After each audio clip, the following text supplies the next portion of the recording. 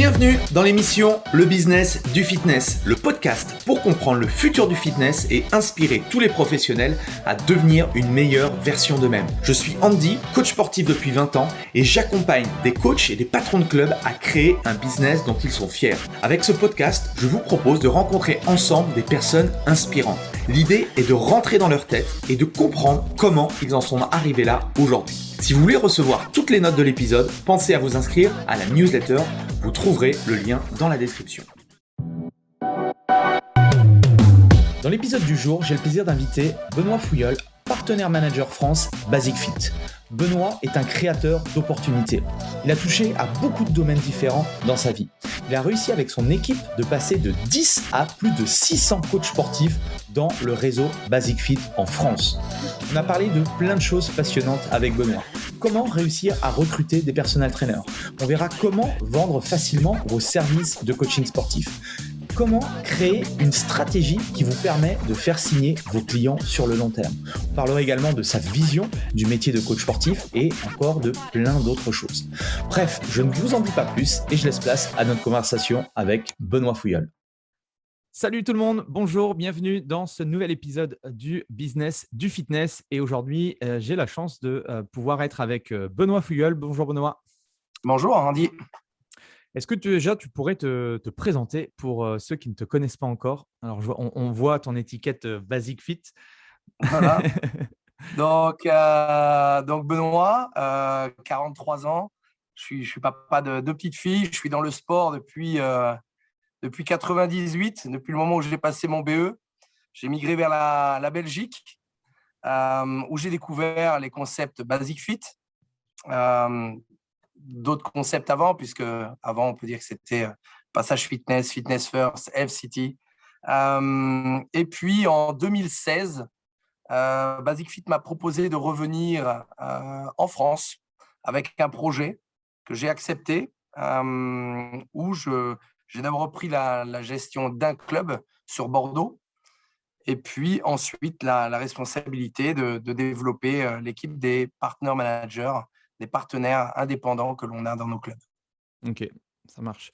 Moi, j'ai voulu, du coup, ce que je t'ai dit un petit peu en off, te faire intervenir parce que j'ai déjà interviewé quelques personnes qui vont passer sur le podcast qui sont devenus, entre guillemets, personal trainer, qui ont commencé comme simple personal trainer indépendant et qui sont montés et qui aujourd'hui ont des super business.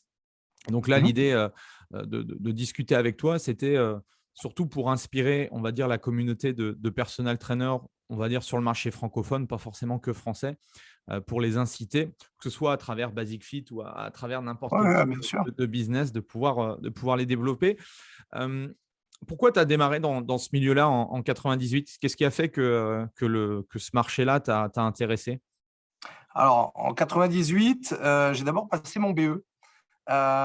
Puis, j'ai migré d'abord vers le Club Med, où j'ai découvert pas mal de facettes. Avant, j'étais plus dans le sport de haut niveau, dans le judo, où j'étais à l'INSEP. Et puis, derrière, j'ai découvert justement ce sport loisir où j'ai pu découvrir tout ce qui était remise en forme là-bas. Mon BE, à la base, Andy, c'est un BE judo. Ok. Puis, j'ai continué à me former en Belgique, où j'ai grandi là-bas.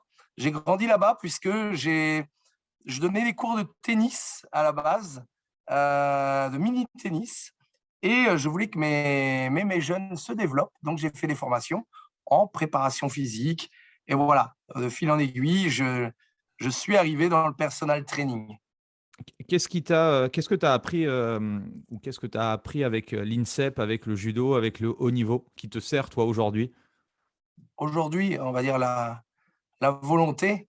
Je sais que je me bats tous les jours.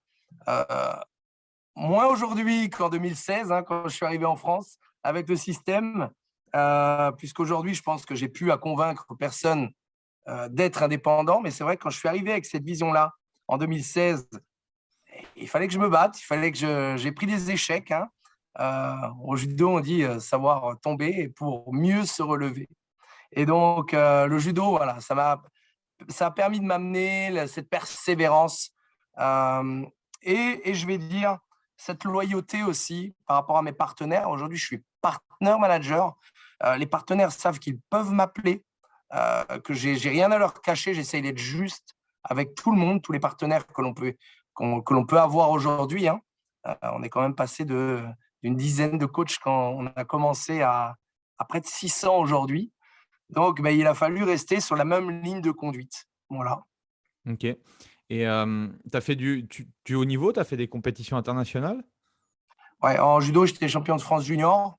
Ouais, j'étais à l'INSEP. J'ai j'ai fait remplaçant pour les mondes, les Europes. J'ai fait quelques tournois.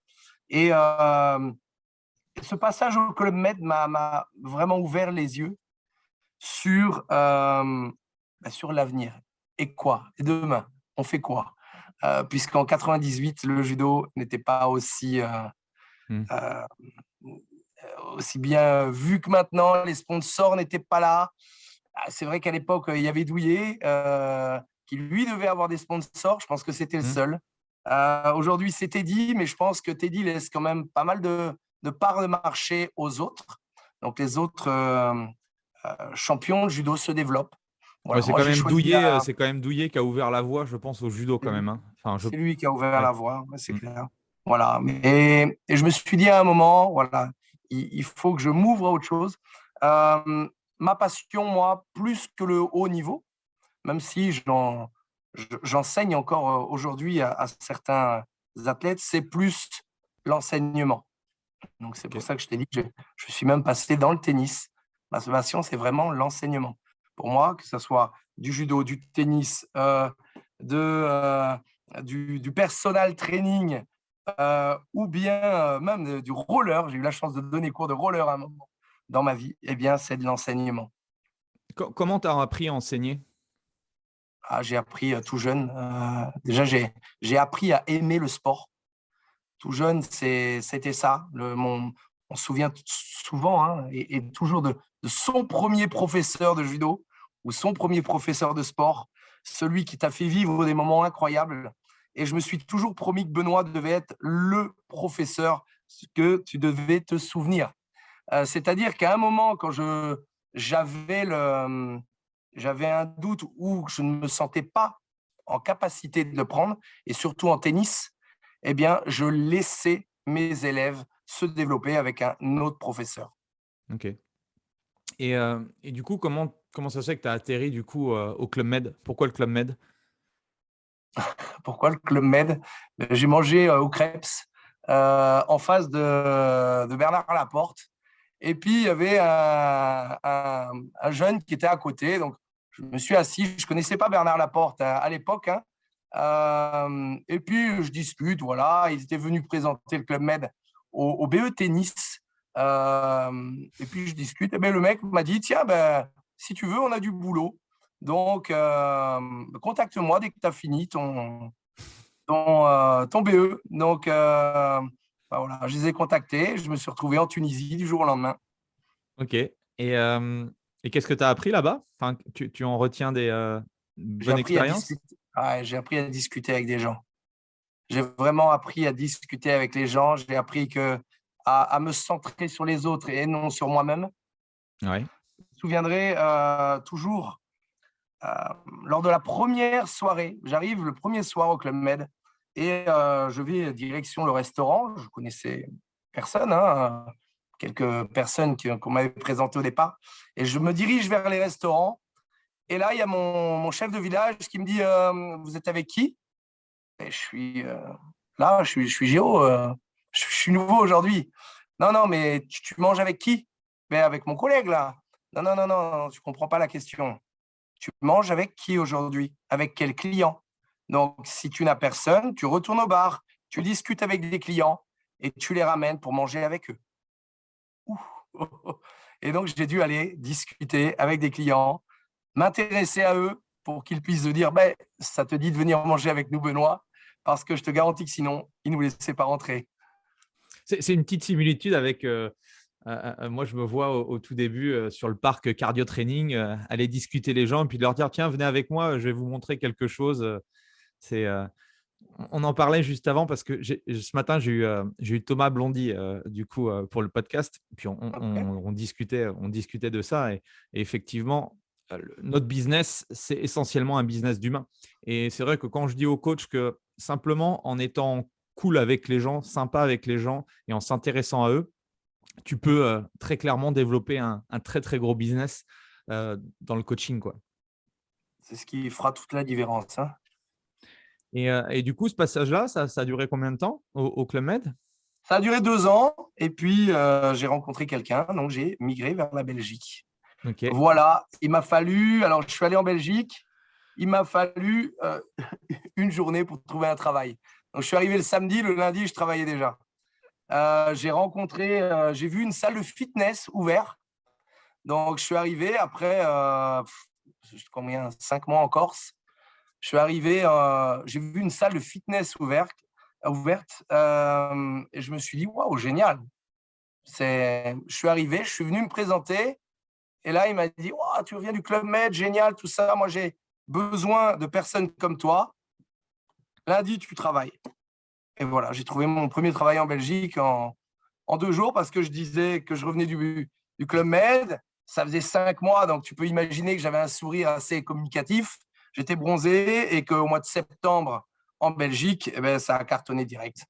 Donc, c'était le bon timing, le bon feeling avec cette personne qui m'a énormément appris. Est-ce que tu crois que, alors je ne te connais pas particulièrement, mais est-ce que tu crois justement que c'est ta capacité à aller vers les autres qui fait que ce n'est pas de la chance en soi, c'est simplement qu'à un moment donné, c'est ce qu'on parlait aussi avec Thomas, c'est que si tu vas jamais voir les autres, tu n'auras jamais d'opportunité, quoi, tu vois? Voilà, je pense que c'est surtout ça. J'ai eu la chance d'avoir créé des opportunités, d'avoir eu les personnes, les contacts. Et les opportunités, on va dire que ça se travaille derrière et il faut y aller parce que c'est pas tout gagné, hein. Mais Mmh. toutes ces opportunités m'ont fait découvrir ce monde du personal training. Puisque quand je suis arrivé dans cette salle, personnellement, j'y connaissais rien en fitness, hein. Andy, j'avais mon BE judo, je suis arrivé dans cette salle et je partais de zéro. Et au Club Euh, Med, t'avais pas du coup, tu avais pas goûté un peu à l'univers ouais, de fitness? l'aquagym, tu vois Ouais, ce que. OK. Et on ne parle pas de fitness. La seule chose, c'est que dans cette salle, moi, j'étais à l'accueil. J'étais avec le sourire, j'étais là pour vendre des abonnements. Et dans cette salle, eh bien, j'ai rencontré Jean Sadouni. Alors, je Mmh. suppose que tu connais parce que tu as fait un tour en Belgique, hein, si ma mémoire est bonne. Ouais. Et Jean Sadouni a été un des précurseurs en personal training, en tout cas en Belgique. Et c'est lui qui a créé pas mal de formations à l'époque pour LCT, je pense, au Passage Fitness. Et moi, j'avais la chance de le voir travailler tous les jours dans ma salle. Donc, je OK. voyais comment ça se passait, quel travail il pouvait mettre avec ses clients.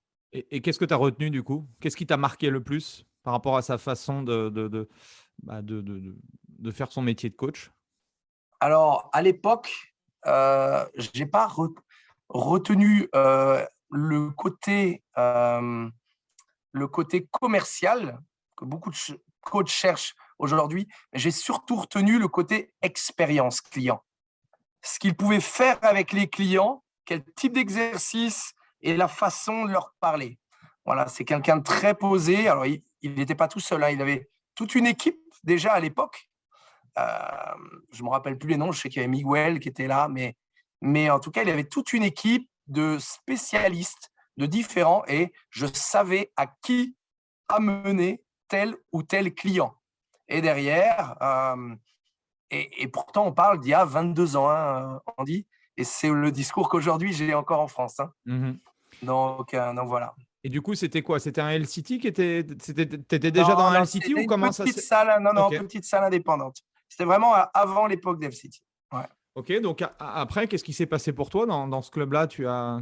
Alors, j'ai continué dans ce club-là et je me suis développé ensuite dans le tennis. OK.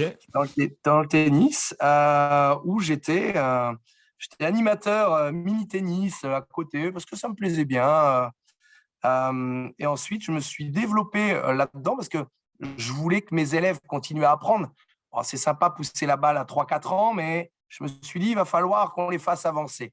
Donc, j'ai passé un BE tennis, un moniteur 1 tennis. J'ai avancé dans le système pour faire de mes élèves les meilleurs au niveau francophone. Donc là, tu étais J'ai sorti du fitness, du coup. J'étais sorti du fitness, ouais, complètement Ok. à cette époque-là. Ok. Donc, je suis resté un peu, puisque je faisais tout ce qui était préparation physique avec les jeunes, mais plus dans le fitness. Derrière, donc j'ai fait avancer mes élèves.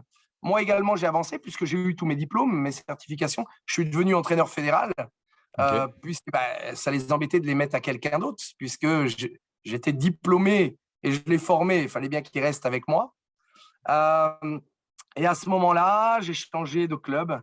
J'ai été pour une plus grosse structure. Je suis parti d'abord au BATD, une grosse structure de tennis en Belgique, puis chez Justine Hénin Academy, où je m'occupais de toute la partie mini-tennis. J'étais responsable mini-tennis. À chaque fois, j'y allais parce que les personnes qui étaient là, je savais qu'elles pouvaient m'apporter énormément. J'avais encore beaucoup à apprendre. Et donc, j'ai rencontré énormément, puisque chez Justine Hénin, on entraînait des athlètes pros. J'ai donc vu des vrais préparateurs physiques. Voilà, j'ai pu les côtoyer et voir ce qu'ils faisaient. Ok. Voilà un petit peu le parcours. Et puis derrière, j'ai stoppé le tennis. Puisqu'un client m'a dit, Benoît, bon, c'est bien de pousser la balle comme ça, mais tu as l'air d'être un bon commercial. Pourquoi tu ne ferais pas ça?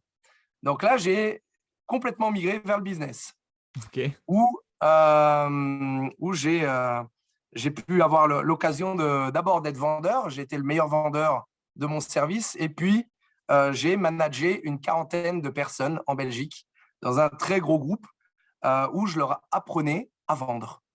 Ok. Et pour moi, vendre, c'est la même chose qu'enseigner, en fait. C'est simplement être à l'écoute de la personne pour lui donner les bons outils. Donc, j'ai adoré cette période-là jusqu'au moment où, il y a toujours jusqu'au moment où j'ai fait la formation de Anthony Robbins, que tu dois sûrement connaître, où j'ai marché sur le feu. J'ai découvert que, bon, c'est bien de vendre, mais au final, à la fin, j'étais beaucoup dans le tabac, dans les cigarettes, et que ça ne me représentait pas. J'arrivais plus à courir 10 km et où je me suis dit, oh, stop, on arrête. Et je reviens dans le tennis et dans le coaching. Donc voilà, je me suis mis là-dedans. Et dans le coaching, j'étais spécialisé dans la course à pied. Voilà, à un moment, j'ai bossé dans une salle où on était 14. Eh bien, moi, je me suis mis course à pied. Un de mes meilleurs amis était très, très, très fort en course à pied. Je me suis dit, je vais me faire la même chose que lui, copier-coller, mais dans une ville différente. Pourquoi ça ne marcherait pas? Et ça a cartonné. Voilà. Ok. Donc, tu faisais de la préparation pour des personnes qui voulaient faire des 10, des semi, des marathons, des choses comme ça? Ouais. Ok. Je les accompagnais jusqu'au marathon. Je leur faisais vivre cette expérience. C'est-à-dire que moi, je ne vendais pas du 3, du 6 ou du 12 mois. Je leur vendais, OK, on s'inscrit à quel marathon? Donc, je leur donnais l'objectif. Ils payaient, avant de me payer à moi, leur inscription au marathon. Comme ça, c'était fait. Ils m'inscrivaient s'ils voulaient que je sois sur la ligne d'arrivée avec eux. Et derrière, on est parti. Bon, Voilà. si tu avais 50 clients, il fallait que tu fasses 50 marathons dans l'année, ça aurait été chaud, hein. Ouais, après, tous ne font pas le marathon, c'est ce que je dis Non. souvent. C'est pas parce que tu es spécialisé dans une discipline que tous tes clients vont forcément venir Oui. d'ici. Le mari de la dame va peut-être venir. J'ai entraîné une dame qui a eu à un moment un problème, elle ne pouvait plus marcher. Je l'ai entraînée à faire 5 km pour la course du ruban rose, tu vois. Mais j'ai eu pas mal de personnes pour le ski, j'ai eu pas mal de personnes parce que c'était Benoît et parce que Benoît, il était à l'écoute. Et voilà. Non, Donc, l'expertise te permet d'avoir une visibilité et après, effectivement, par contact interposé, bah, en fait, tu as des personnes, tu peux avoir effectivement des personnes qui ne sont pas forcément dans ton positionnement. voilà. Et c'est clair. Et la stratégie du marathon, elle est bonne. Moi, je la faisais à l'époque quand les courses d'obstacles sont arrivées. je disais à toutes les personnes, à tous mes membres, qui c'est qui veut faire la Spartan? On a été faire la Spartan dans le sud. On a été même en Belgique faire, je ne sais plus comment elle s'appelait cette course. Bon, bref. Et du coup, voilà, la Spartan, elle avait lieu, je ne sais pas, en septembre. On était en février. Bon, quand les gens étaient inscrits, ils allaient forcément rester avec moi jusqu'à la fin. Donc, ça faisait, entre guillemets, c'était de la fidélisation. Et je savais très bien que pendant 6 ou 7 mois, les gens allaient rester avec moi parce qu'on s'était mis en tête qu'on allait faire ensemble la Spartan. Et ça, c'est une excellente stratégie marketing. Je vais dire parce que tu leur as mis en tête, parce que le choix était avec eux, et surtout parce que tu es resté à côté d'eux et que cette petite voix que tu leur mettais dans la tête leur a bien fait comprendre que oui, l'objectif, il n'est plus dans 7 mois, il est dans 5 mois, il est dans 3 mois. Et là, il y a un réel objectif qui avance. Et je pense que c'est aujourd'hui ce qu'il faut pour certains coachs, d'arrêter de penser au poids perdu, puisqu'encore une fois, le poids, ça reste qu'un nombre. On peut perdre 10 kilos, mais pourquoi? Est-ce que c'est perdre 10 kilos pour être bien, pour aller au mariage de son fils? Est-ce que c'est perdre 10 kilos parce qu'elle a des problèmes cardiaques? Est-ce que c'est perdre 10 kilos parce qu'elle ne se sent pas bien vis-à-vis du regard des autres? Donc, voilà, il faut découvrir la vraie raison pour pouvoir continuer à travailler là-dessus. Le fameux pourquoi, la cascade des pourquoi fait qu'à un moment donné, on sait la raison principale et c'est ça qui va faire qu'on va pouvoir travailler là-dessus. Ouais. Parce que bon, les gens, ils te disent ouais, je veux être en forme ou je veux perdre un peu de poids. Bon, là, tu vas pas pouvoir tenir la personne. Par contre, si tu sais effectivement les raisons profondes de pourquoi elle veut faire les choses, là, tu peux commencer à construire quelque chose de sérieux, quoi. C'est clair. Et donc, du coup, c'est quand que tu as basculé du coup sur, je sais pas si c'est LCT ou Fitness First Alors, à moi, je n'ai pas l'époque? basculé chez FCT, j'ai directement basculé en 2016 chez Basic Fit. Ok. À l'époque, j'avais le choix entre Gyms Fitness. Je ne sais pas si tu connais en Belgique, sûrement. Non, ça, je connais pas. C'est le principal concurrent à Basic en Belgique. Ah, ok, Ils ont une vingtaine ok. de clubs. Et Basic. Et donc, j'avais le choix de rester en Belgique ou de partir à Bordeaux. On m'a dit, voilà, il y a des clubs qui ouvrent à Bordeaux. Et donc, j'ai migré vers cette nouvelle expérience. J'avais déjà des collègues, des amis même, qui bossaient chez Basic Fit, comme Gaël Vandenbusch, qui bossait avec moi dans mon club de tennis. C'est aussi grâce à lui que j'ai appris pas mal. Ouais, je t'ai zappé, je t'ai fait en raccourci, mais… Ah, mais je savais pas que… Ok, excellent. Ouais, je sais que tu le connais, donc Ouais. voilà. Et donc, j'ai migré à ce moment-là vers la France, Bordeaux. J'avais de la famille, très compliqué l'arrivée en France. T'as beau avoir un CDI, t'es en période d'essai, donc voilà, t'as plus les revenus que tu avais en tant qu'indépendant, puisque je gagnais très, très, très bien ma vie en tant qu'indépendant. Donc voilà, mais sinon, je me suis bien adapté. Et puis, j'ai migré derrière vers Toulouse, où je suis aujourd'hui, pour justement pouvoir rayonner un peu plus sur la France. L'aéroport est un peu plus grand. Alors, est-ce que tu peux me raconter les débuts du coup, parce que tu nous as dit que c'était compliqué, les débuts à Basic Fit. Pourquoi c'était compliqué? Ah non, c'était pas compliqué les débuts à Basic Fit, c'était surtout compliqué les débuts en France. La paperasse, l'administration française. Ouais. Je ne sais pas comment font les coachs, et on en a encore qui viennent avec leur diplôme étranger et qui viennent essayer de postuler en France. C'est vraiment, vraiment compliqué. Moi, je n'ai pas eu ça. C'était surtout prendre un appartement.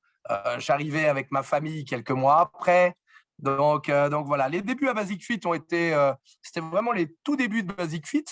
Donc, on changeait les clubs LCT en basique, où on ouvrait des nouveaux. Non, le responsable régional m'a très, très bien accueilli. Moi, je me voyais justement dans la voie opérationnelle, donc à me développer vers cette voie-là. C'était quoi ta finalement, mission, du coup, au début? Là, j'ai ouvert un club. J'ai ouvert un club et puis j'ai managé l'équipe, le club, pendant 1 an. Ok. La mission, le but, c'était de trouver des personal trainers. Ok. À la fin, on m'a dit, vers les derniers mois, on m'a dit « trouve des personal trainers ». Ce que j'ai bien fait, puisque la première équipe que j'ai trouvée, eh bien, encore, j'ai raccourci, mais j'étais prof de judo en même temps, hein, prof de judo à Bordeaux. Et dans le club voisin, dans la ville à côté, il y avait Christophe Martinita, qui était prof de judo également et que j'ai rencontré. Et il m'a fait rencontrer son associé, Thomas Guy. Et ils ont créé HBX Le Haillan. Voilà. Et donc, ils ont lancé anciennement FPT, donc dans mon club du Haillan au tout départ. Donc, encore une fois, c'est via. Et puis derrière, avec ça, on m'a dit « Waouh, ils sont super. Est-ce que tu reprendrais pas est-ce que tu peux nous faire la même chose sur tout le sud de la France ?» Et puis voilà, on est parti, l'histoire. Ok. Maintenant, j'aimerais qu'on actionne un petit peu plus du coup, le côté personal training. Qu'est-ce que tu retiens, toi, de toutes ces années depuis que maintenant tu es en charge du développement du personal training? C'est quoi ta vision du métier dans les années à venir? Bien, je vais répéter une phrase de mon boss, hein, de René Mauss, qui nous dit toujours « c'est seulement le début ». C'est vraiment seulement le début. Ça fait maintenant 5 ans qu'on bosse dessus.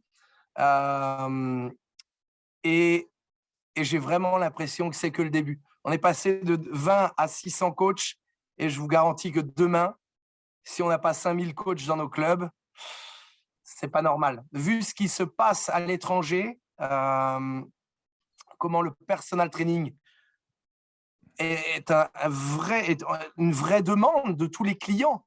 Les clients s'inscrivent dans nos salles parce qu'il y a des personal trainers. Donc, il y a beaucoup de clients qui demandent « Est-ce que vous avez des personal trainers ici ?» Oui, ok, c'est bon. Il y a 5 ans, on m'aurait dit ça, j'y croyais pas forcément. Aujourd'hui, vraiment, on a une réelle demande et on crée la demande. On voit que Basic Fit fait tout en sorte, en tout cas, voilà, met tout en place pour créer cette demande. Donc, on a créé pas mal de services autour de ça, chose qui n'était pas le cas il y a 4 ans auparavant. Hein. Mmh. Voilà.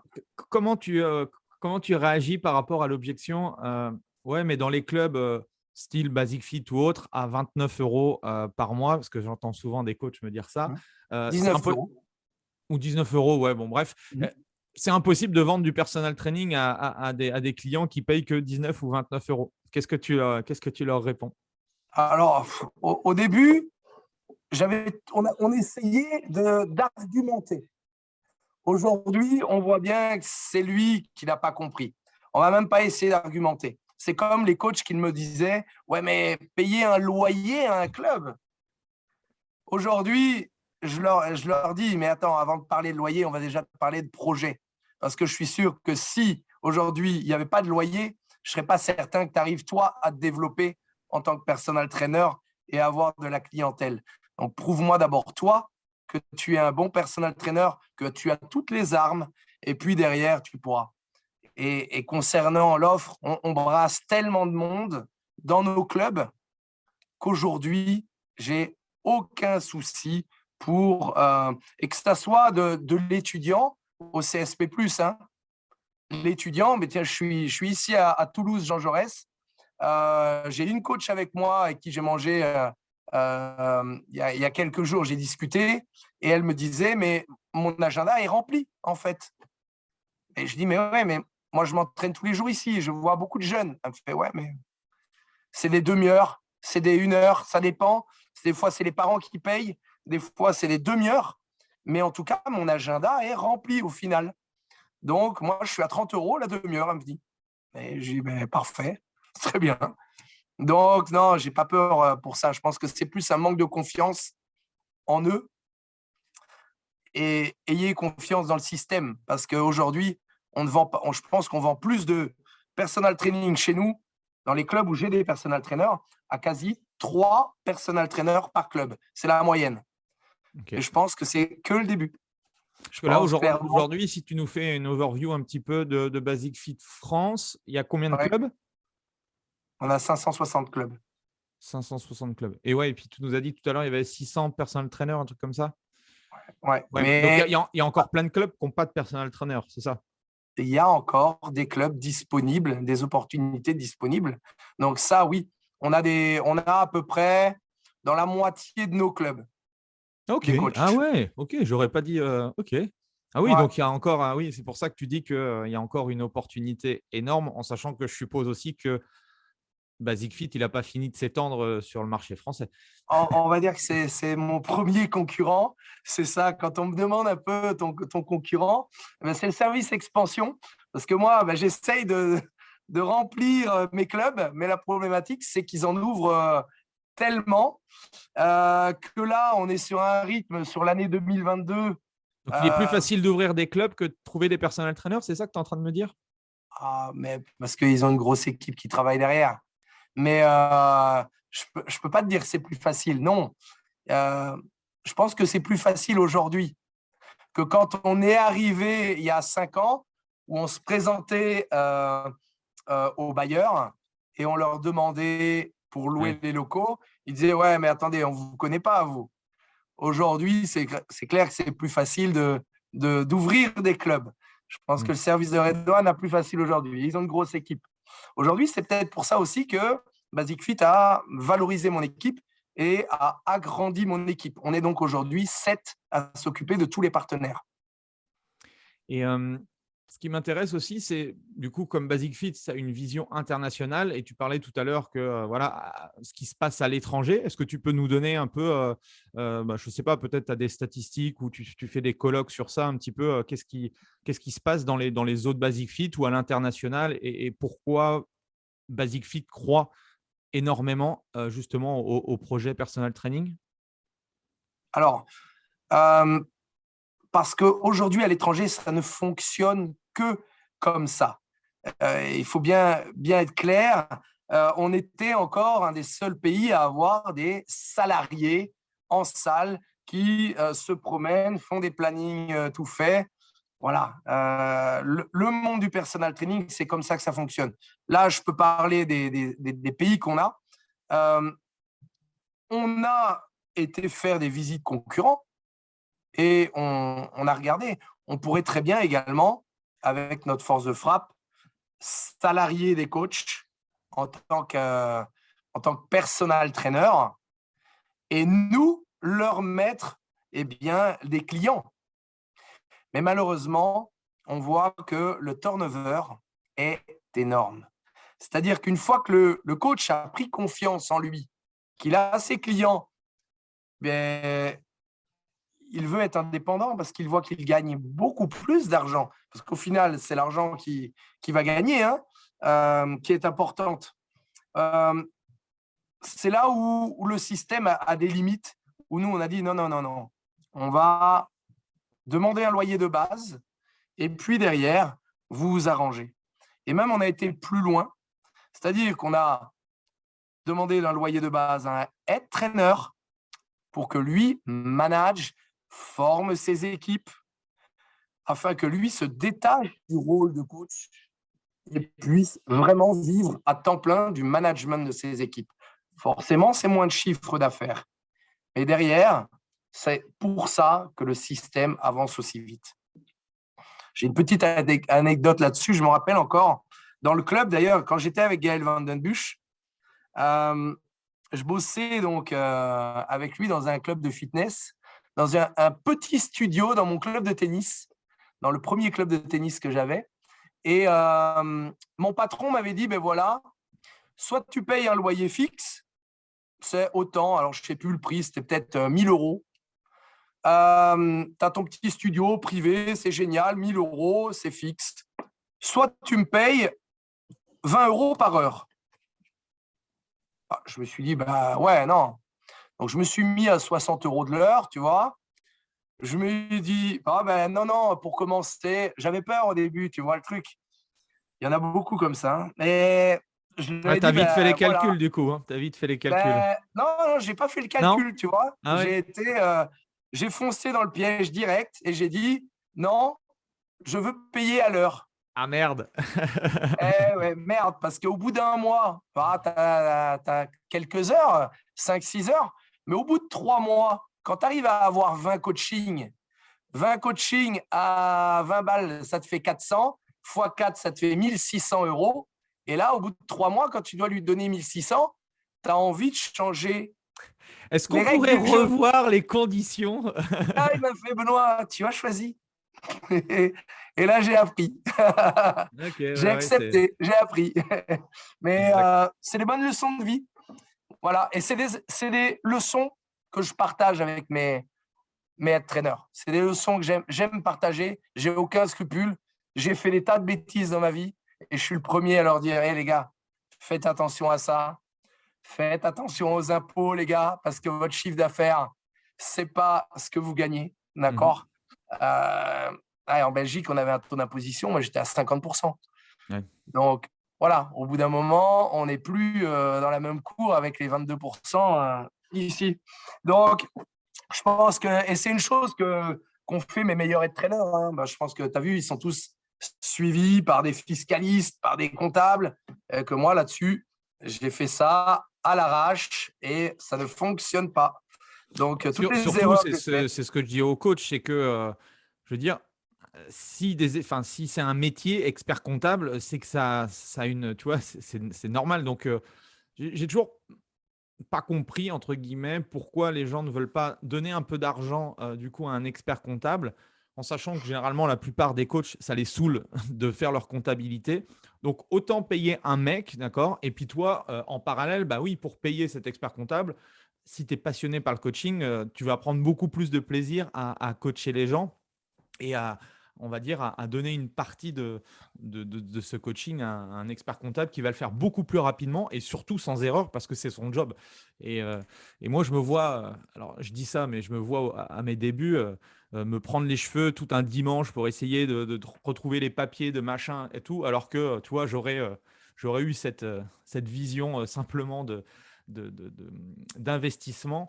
Bah voilà, j'aurais pu profiter de mon dimanche, ça aurait été mieux fait. Et puis en plus, voilà, je suis sûr que j'aurais rapidement trouvé l'argent pour financer, parce que bon, c'est pas non plus une comptabilité, tu vois, c'est pas une multinationale, donc Non, c'est non, assez non. facile. Et un expert comptable, il te le fait assez rapidement et puis il te saigne pas. Donc c'est vrai que c'est des petites choses, bah, comme tu dis, que tu apprends.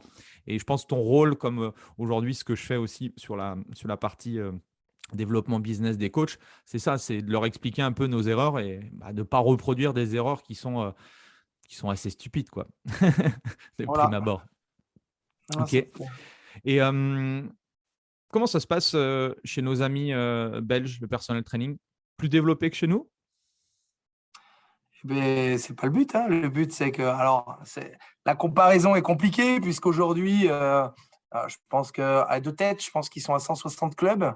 On est à 560. Oui. Donc déjà, c'est fini. Aujourd'hui, il faut penser qu'en France, on a plus de clubs que dans tous les autres pays réunis. Donc, voilà, si tu fais le total de la Hollande, du Luxembourg, tout ça. Basic Fit se situe où aujourd'hui? Dans quel pays? Hollande, Belgique, Luxembourg, France, Espagne. Espagne. Ok. Voilà. Et il y a pas mal de futurs qui va arriver. Voilà. Je me doute, je me doute. Ok. Ah, mais La tu vois, seule je chose, pensais qu'ils étaient dans plus de pays que ça. Ok. non, non, non. Non, non, ils analysent bien le pays avant d'arriver. Et voilà. Alors, Luxembourg, qui est un pays que tu connais, je pense. Je pense Ouais, c'est même aussi. tu Ouais, ouais. as été vers là-bas. Là, on a vraiment une grosse réussite au niveau des personal training. Euh, je pense qu'ils sont entre 8 et 10 par club. La Belgique, alors j'ai pas les chiffres en tête, je suis désolé, mais pareil, ils ont plus de PT que nous. Je sais que j'ai des clubs où il y a facilement entre 8 et 10 PT. Moi, le maximum, je pense qu'en France, on est sur Bordeaux, on doit être à 7 PT. Donc, Bordeaux, c'est la première ville que j'ai développée. Donc, voilà, ça commence à avancer. Mais c'est ce que je leur dis. Plus il y a de monde, Hmm. eh ben plus il y aura de coachés. En fait, tu vas créer l'envie. Donc, C'est souvent ça aussi. C'est un truc qui est contre-intuitif, mais souvent les gens ils me disent, enfin les coachs me disent, ah bah, je vais aller dans un club où il n'y a pas de personal training parce qu'en fait je vais avoir tous les clients pour moi. il aura tout Et, à faire. bah, voilà. Et le problème, c'est pour lancer une machine, surtout ce type de service, ça Ouais. prend beaucoup plus de temps. Et moi, le premier truc que je leur dis, mais regardez, c'est contre-intuitif, mais regardez où il y a le plus de coachs. Et généralement, c'est là où il faut aller, quoi. Exactement. Ben, tu regardes un peu, c'est ce que je leur dis avec le restaurant. Tu regardes deux restaurants, il y en a un qui est full, il y en a un qui est vide, vers lequel tu serais tenté d'aller. Mais au bout d'un moment, et l'image est marquante et clairement, Ouais, c'est sûr, c'est sûr. voilà. Donc, je pense qu'aussi, pour connaître la Hollande, je pense que c'est parce qu'ils ont un taux de pénétration dans le domaine du fitness qui est assez énorme. Est-ce qu'au niveau personnel training, ils sont aussi, enfin, ils sont plus développés que nous, enfin, par rapport à la culture ou... en termes de taux, c'est compliqué à compliquer. Okay. Moi, j'ai les analyses comme toi, tu vois, via Europe Active ou tout ça, mais je ne peux pas, moi, te dire, il y a autant dans les Basic Fit. Ok. C'est pas possible.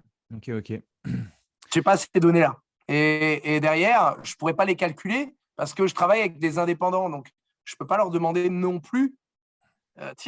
Oui. La seule chose que je peux voir, c'est le taux de satisfaction de mes coachs. Et qu'aujourd'hui, eh bien, je vois que les coachs et les entraîneurs, ils sont toujours là. Il y a forcément des départs. Mais quand je vois la crise qu'on a vécue pendant ces 2 dernières années, eh bien, je vois qu'on a plutôt fait quelques bons en avant que l'inverse. Parce qu'on a mis pas mal de choses en place avec eux pour les aider. On a mis et l'État a mis, puisque l'État a vraiment aidé les coachs pendant cette période-là. Qu'est-ce que la période du Covid vous a appris, vous? À s'organiser différemment. Tu sais, moi, je suis quelqu'un de terrain. J'ai voyagé dans la France entière avec ma voiture pour aller voir les coachs. Et qu'aujourd'hui, je vois qu'on peut manager et aider des personnes à distance en étant beaucoup plus efficace. Donc ouais, la façon de s'organiser et de garder la relation sans pour autant que ça soit une relation trop proche. Tu vois, avant, il fallait qu'on aille avec eux sur le terrain pour les visiter dans leur club. Et aujourd'hui, c'est ce qui a fait en sorte que mes entraîneurs se sont développés aux 4 coins de la France. C'est le fait qu'ils arrivent à dupliquer leur business à droite ou à gauche et à contrôler leur business. Ça, c'est important. Yes. Et étant donné que tu côtoies pas mal de head trainer ou de coach à succès, selon toi, quelles sont les clés indispensables pour ceux qui nous écoutent et aujourd'hui, soit qui veulent se lancer ou aujourd'hui qui ont du mal à passer à la vitesse supérieure? Pour toi, c'est quoi les éléments clés pour avoir du succès dans le personal training, même si on a commencé à en discuter un petit peu tout à l'heure? Voilà. Qu'est-ce que tu remarques par rapport aux meilleurs personal trainers? Alors, tu parles des personal trainers, hein? Oui, personal trainer. Je vais te donner personal trainer et head trainer. C'est le temps que vous allez pouvoir y mettre. Alors, quand je parle de temps, c'est de s'organiser par rapport à son emploi du temps. Ça ne veut pas dire passer de 6h à 22h dans une salle parce que vous allez être plus démotivé qu'autre chose. Il va falloir dans la vie avoir du temps pour vous, du temps pour votre famille et prospecter efficacement aux horaires où vous allez vouloir avoir des clients. Ça, c'est une première chose. Deuxièmement, des process clairs, que ce soit des process de recrutement de clients, que ce soit des process clairs de recrutement de coach quand tu es entraîneur. Donc, que ça soit un vrai speech déjà calé, c'est-à-dire, je fais souvent le test, tiens, voilà, j'ai du mal, OK, va essayer de choper le numéro de la personne là, qui est sur le cardio. Ouais, mais qu'est-ce que je lui dis? OK, tu sais déjà pas qu'est-ce que tu lui dis. Tes phrases, elles doivent être scriptées, en fait. Tout. Tes phrases d'approche, forcément, une fois que tu as l'expérience, tu peux le faire au feeling. On va dire que c'est un peu la même chose quand tu donnes un cours de sport. Aujourd'hui, je suis capable d'arriver sur un cours de judo et le faire au feeling. Mais j'aurai ma trame d'échauffement, j'aurai ma trame de corps de séance, j'aurai ma trame de booster pour les finir à la fin, qu'ils en peuvent, et de stretch, tu vois. Je sais déjà mon corps de séance, et bien ça doit être pareil. Dans ton script de vente, tu ne peux pas arriver à l'inconnu. Tu es nouveau sur le marché, tu dois préparer.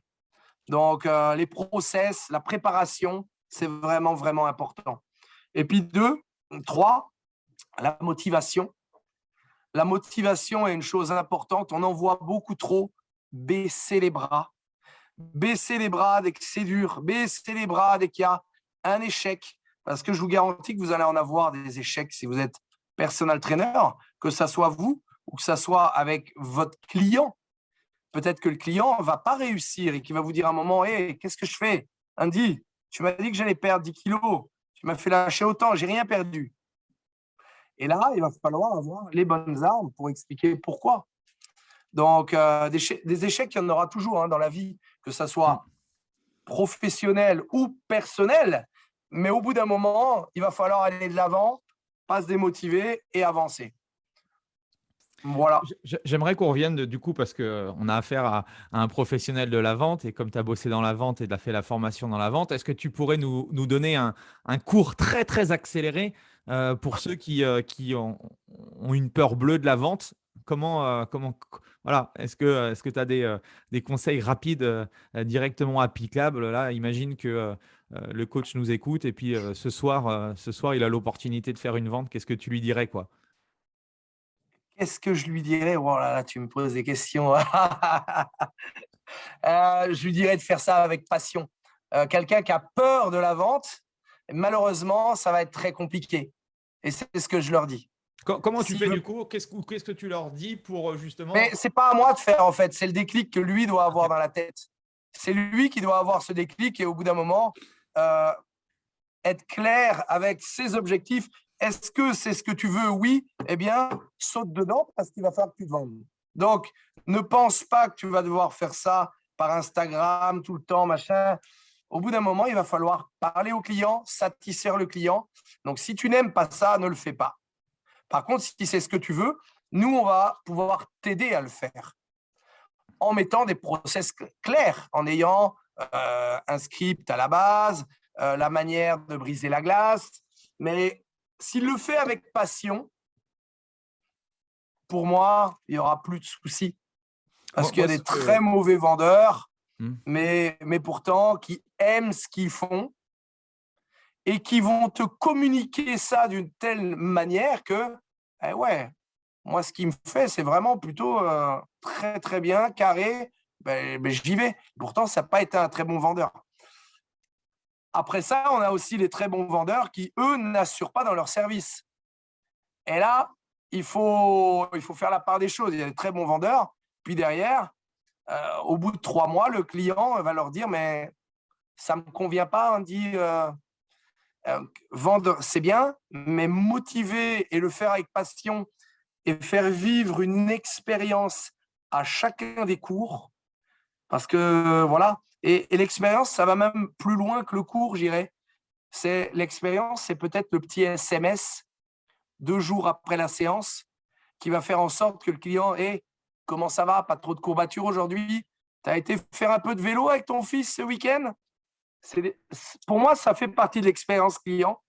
Il paye pour le package et c'est ce genre de petites attentions qui va faire en sorte que, ouais, là, j'ai plus besoin de me vendre parce qu'à la fin, c'est mes clients qui vont me vendre.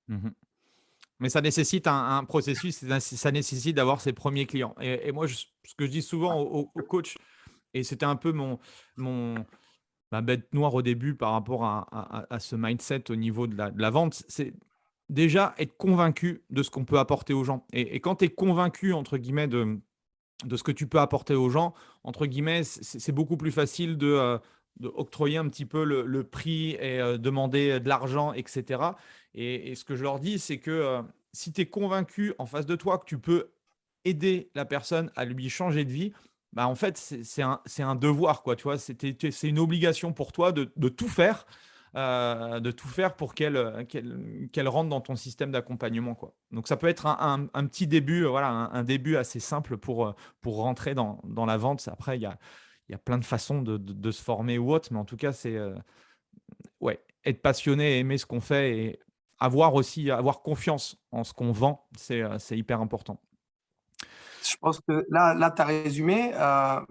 Avec Emeric, mon collègue, tu connais, avec qui on a commencé depuis le départ, il a vu mon optimisme. Lui, il ne l'avait pas puisqu'il arrivait du système français. Donc, j'ai dû lui insuffler cette envie de connaître ce système d'être traîneur. Et je lui ai dit clairement, on va créer des success stories. Si on a des belles success stories, on n'aura pas besoin de se vendre.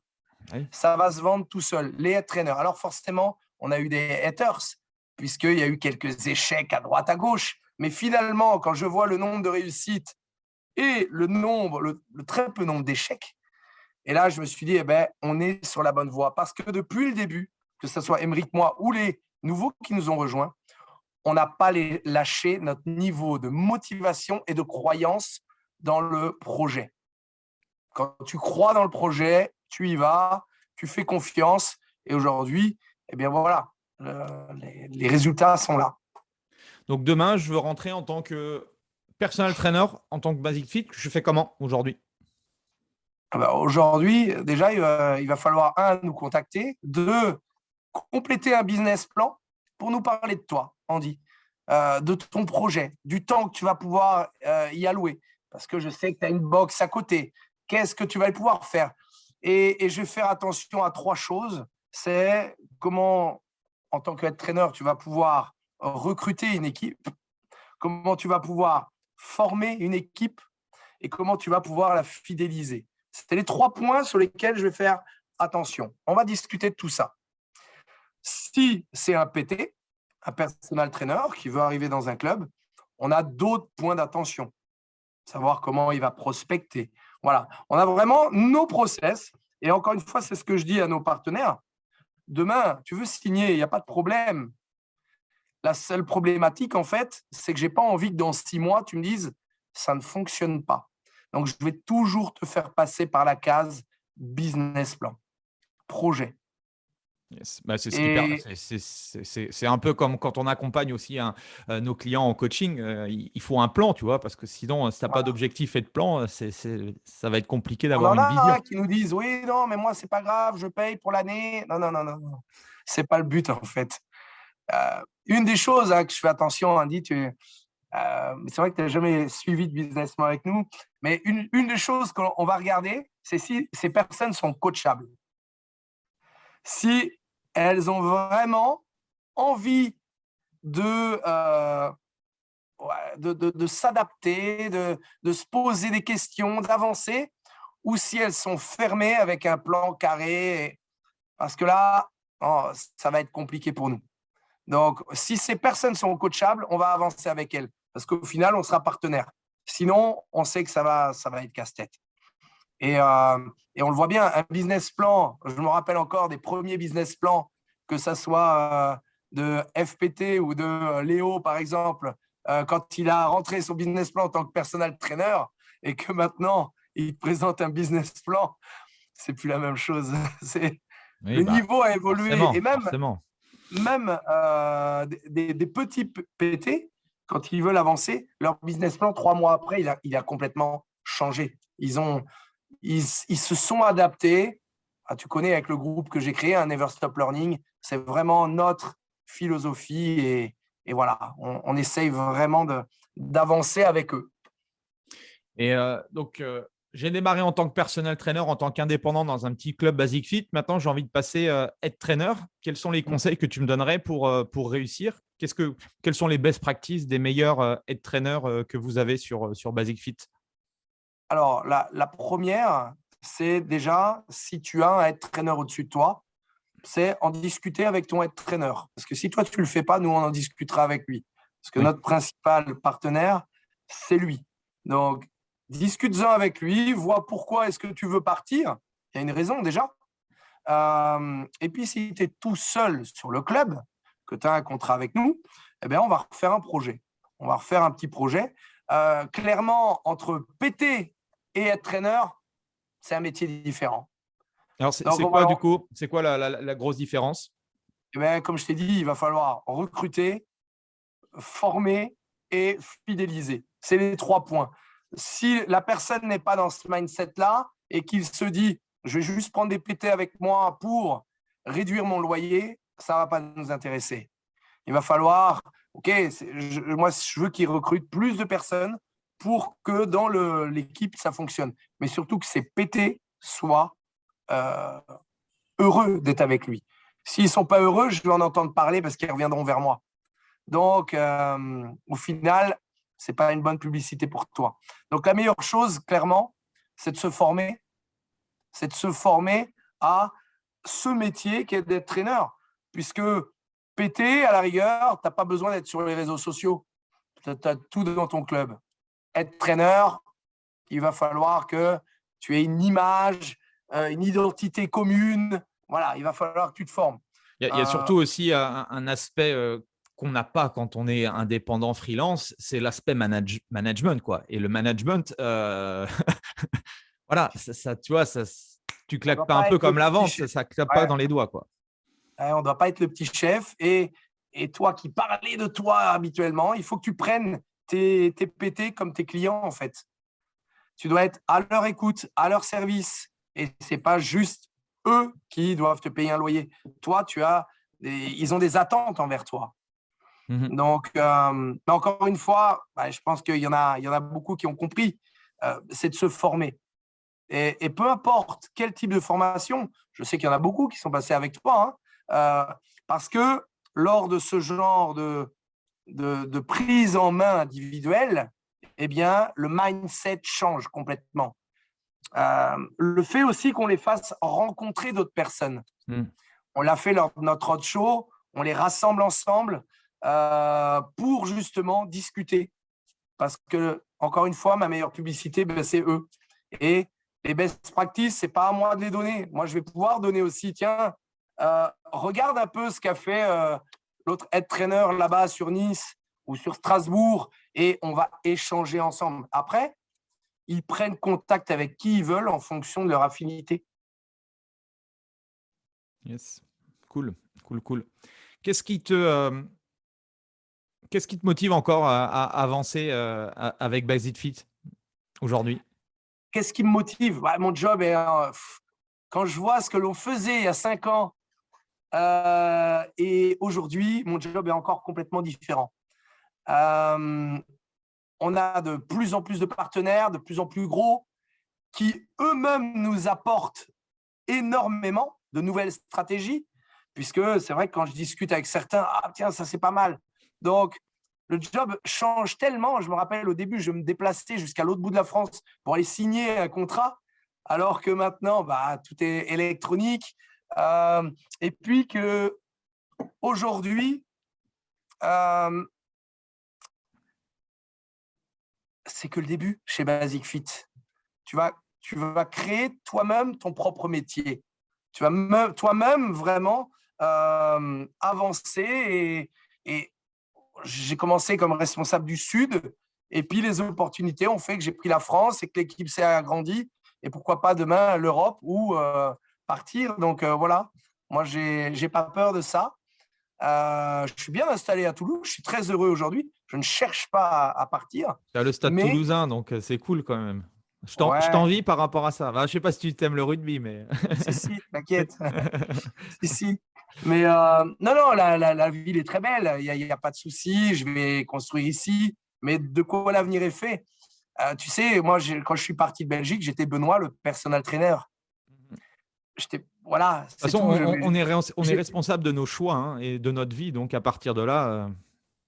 Voilà, j'ai tout quitté parce que je me suis dit, mais je sais que je vais pouvoir avancer dans une structure à 43 ans, stable, qui va me permettre d'avancer et d'aller au bout de mes rêves, quoi. Voilà. C'est quoi ton échec préféré? Mon échec préféré, je te l'ai dit tout à l'heure, c'est les impôts. Ok. Je suis parti de Belgique avec une douille de 32 000, donc… Ah oui, quand même, ok. Ok. Et ouais. Ah oui, t'as pas fait les Donc, choses à moitié. Ouais, donc c'est du vécu, quoi, quand tu leur parles des impôts ou autre. ah ouais, non, j'ai pas peur de ça. Mais en fait, c'était même pas quand j'étais personal trainer. Tu sais que je t'ai dit que j'étais commercial à un moment. Je gagnais très, très, très bien ma vie, mais tu sais que à un moment, il y a des chiffres, il y a des objectifs. La pression était énorme. Et quand j'ai fait Anthony Robbins, j'ai dit non, non, non, non, stop, je rechange. Sauf qu'en Belgique, tes cotises sociales et tes impôts, Un N-1? c'est N-3. Eh ouais, et ça fait mal, ça fait mal. Donc, quand j'ai changé de vie, j'ai eu dur. Ouais. Mais en fait, quand tu n'as pas le choix, et j'entendais une interview d'un de mes traîneurs l'autre jour qui disait, quand tu n'as pas le choix, tu es face au mur, de toute façon, tu n'as qu'à grimper. Mm. Et je venais de marcher sur le feu avec Anthony Robbins, donc bah, je n'ai pas eu le choix, j'ai avancé. Voilà. Excellent. Est-ce que tu aurais un livre enfin, moi, je suis très livre ou podcast. Est-ce que tu as une ressource je sais pas, un livre que tu partages aux coachs ou des choses qui t'ont inspiré, toi, dans ta vie, que ce soit professionnelle ou personnelle? Alors, ça peut être un des derniers livres que j'ai beaucoup aimé. On va parler de rugby et on va parler de rugby de Bordeaux, puisqu'on va parler de Christophe Furios. Ah Je sais oui, pas si bah, tu l'as il est lu. il est dans ma liste d'attente, mais j'ai. Et il est vraiment, vraiment très, très, très bien. Si vous voulez manager une équipe, clairement, je le conseille. Il est vraiment incroyable. C'est à l'époque où Christophe Furios a réussi à faire gagner Castres en top 14. C'était pas gagné d'avance avec ça, mais il raconte un petit peu tout ça et surtout la saison d'après. Hmm. La saison d'après où il avait un poids énorme sur les épaules. Donc voilà. Non, Ok. c'est magnifique histoire à lire. À mon avis, tu fais 2 trajets, tu l'as lu. Hein, donc ça Ouais, va très mais très vite. il y a sans doute des enseignements. J'aime beaucoup aussi, ouais, les biographies ou les entraîneurs et tout. Je pense qu'il y a vraiment des pépites à prendre dans ces bouquins-là. Ouais. Dernière chose, qu'est-ce que tu pourrais dire aux coachs ou aux traîneurs qui nous écoutent? Aux coachs ou traîneurs qui nous écoutent, allez-y, allez au bout de vos rêves. C'est un métier passion, comme on le dit. Mais passion, au bout d'un moment, il faut qu'on puisse vivre de ce métier. C'est-à-dire qu'il va falloir gagner de l'argent. Formez-vous pour ça, pour ne pas survivre, mais vivre de votre métier passion. Parce que moi, maintenant, ça fait 20 ans, allez, 23 ans que je suis dans le sport. Je ne m'en lasse pas, j'adore. C'est vrai qu'être au contact de sportifs tout le temps, c'est génial. Être au contact de sportifs, hommes d'affaires, maintenant, c'est encore mieux. C'est vraiment ce que j'aime aujourd'hui. Il y a de la place pour tout le monde. Il y a de la place pour tout le monde parce que ça soit chez Basic Fit ou chez nos concurrents, il y aura du personal training dans tous les clubs dans le futur. C'est sûr et certain. Donc, on a mis une pièce pour avancer, mais je vous garantis que tout le monde va avancer au fur et à mesure. Donc, allez-y, faites-vous plaisir parce qu'il y a un énorme marché à prendre. Le gâteau est énorme, les gens font de plus en plus attention à eux, ont besoin de cette petite voix dans l'oreille qui va être là pour les coacher.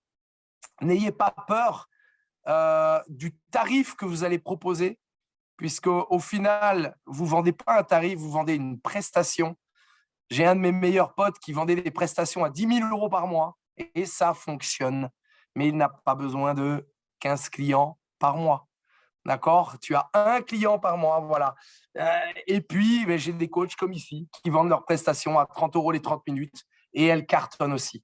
Et elles se sentent bien avec. Ce n'est pas la même clientèle. Donc voilà. Il y en a pour tout le monde en fonction du Qu'est-ce qu'ils tarif. proposaient pour 10 000 euros? Ah, pour 10 000 €. Moi aussi, j'y croyais pas au début. Et pour 10 000 €, je te garantis qu'il est chez toi à 7 h du matin pour le réveil musculaire. Les courses, elles sont faites. Il n'y a rien à toucher. Et il t'accompagne à l'autre bout du monde dans tes différentes réunions. Voilà. il met sa vie entre parenthèses pour être avec toi et être à ton service. Donc, au bout d'un moment, c'est pas cher, 10 000 euros. C'est ce qu'il faut comprendre. La personne est vraiment avec toi et certaines personnes ont les moyens de ça. Donc voilà. Après, est-ce que c'est le but? Moi, j'ai jamais voulu travailler. On a voulu m'engager dans viens à Saint-Tropez cette semaine, tout ça, mais non, c'est pas mon truc. Quand j'étais en Suisse, c'était la même chose. On m'avait proposé d'aller dans les bateaux, les machins. Moi, voilà. Après, chacun décide, mais si vous voulez durer longtemps, faites les horaires que vous avez envie. Moi, tous les coachs que je connais qui ont 15, 20 ans d'expérience, je vous garantis qu'à 20 heures, ils ne travaillent plus en fait. Ils travaillent quand eux ont envie et pas quand le client a envie. Ils ont peut-être 2 soirées par semaine, mais le reste du temps, ils aménagent leur agenda en fonction d'eux-mêmes. D'accord? Les tarifs le soir ou autre sont soit plus chers, soit dans leur méthode de vente, ils les mettent à d'autres moments. Donc ça, et je dirais ça spécifiquement pour les femmes, puisqu'on en manque aujourd'hui et très souvent, elles veulent avoir une vie familiale, les enfants, tout ça. Mais c'est tout à fait compatible en étant personal trainer de 9h à 16 ou 17h à partir du moment où tu prospectes. Où est-ce qu'on peut te retrouver? Où est-ce qu'on peut te contacter, Benoît? Sur un média social particulier ou? Alors, on peut me retrouver via. Je dois donner mon numéro ici? Ah non, je mettrai dans si on veut contacter, enfin, je sais pas, après, on verra ça en off si les gens veulent te contacter par rapport à Basic Fit, etc. Les gens me retrouveront via Facebook, on va à Toulouse. On va à Toulouse et puis on est à Toulouse, il n'y a pas de souci, vous êtes toujours les bienvenus. Et ceux qui ont réellement envie, je vous garantis qu'ils me trouvent. En fait, je reçois des tas d'annonces via Instagram ou via Messenger de personnes que je ne connais pas qui me laissent leur numéro et on me retrouve de toute façon. Et sinon, il y a une adresse, c'est l'adresse partners@basic-fit.com où vous pouvez faire une demande et tout reviendra vers moi au final. Ok, super. Bon, merci Benoît en tout cas. Merci pour l'accueil. Est-ce qu'il y a des personnes qui t'inspirent dans le fitness, dans le personal training, que je devrais absolument inviter dans ce podcast? Des personnes qui m'inspirent dans le personal training, eh bien, on va dire c'est toutes les. Je sais pas une personne en particulier. On va dire que c'est surtout les personnes que j'ai rencontrées depuis le début de l'aventure, depuis que je suis en France.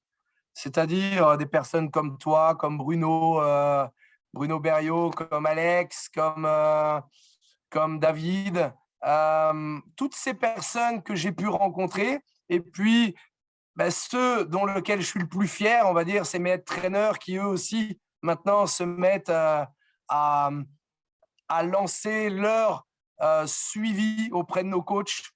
Voilà, des Léo, des Thomas, Christophe, Alex.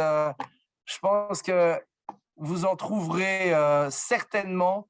Il n'y a pas de. Je pense que tu les connais tous, hein, Symbiose, Skills.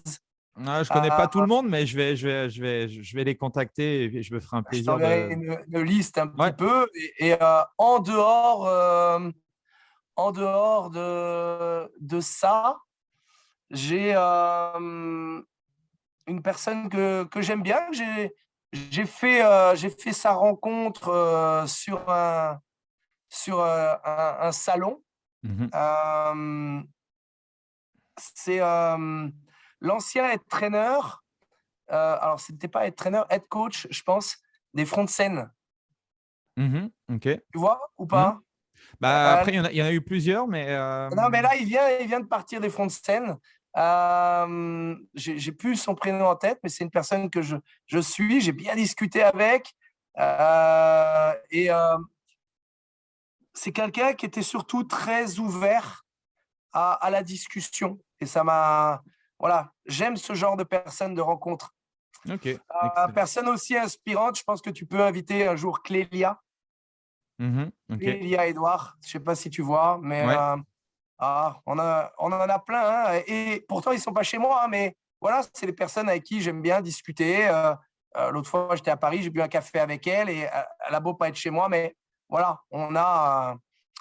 Je pense que tu peux discuter aussi avec notre ami Fabrice de la Physical Coaching Academy. Je Donc, l'ai voilà. contacté, il devrait passer aussi également. Voilà. Bon, ben, en tout cas, c'est super sympa. Merci pour toutes les pépites que tu nous as partagées. J'ai hâte de voir du coup le développement de tout ça. En tout cas, merci à toi, merci à tout le monde d'être resté jusqu'au bout. N'hésitez pas à mettre un 5 étoiles et un petit commentaire au podcast si vous êtes sur Apple Podcast ou Spotify. En tout cas, merci Benoît.